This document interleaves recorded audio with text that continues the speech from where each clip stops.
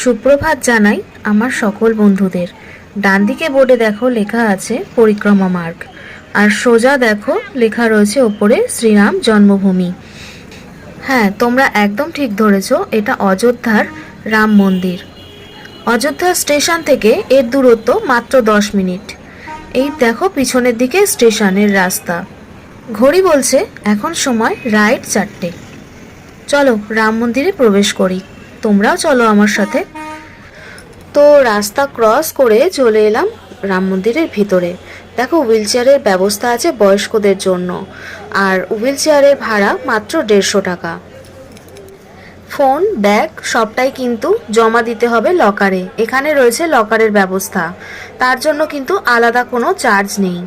দেখো বন্ধুরা, গেটের ওপারে দাঁড়িয়ে আছে সবাই মন্দিরে প্রবেশ করার জন্য। মন্দিরের এই দরজা খোলা হয় সকাল 7টায়।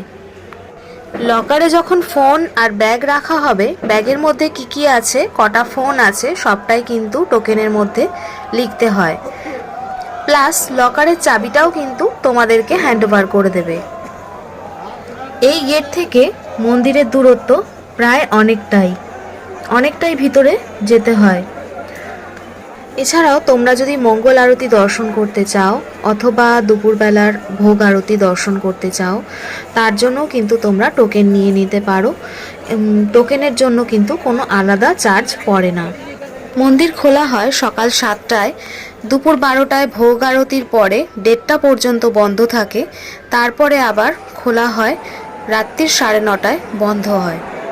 ওয়েদার কিন্তু খুব সুন্দর ছিল, না ঠান্ডা না গরম, খুব সুন্দর একটা ওয়েদার।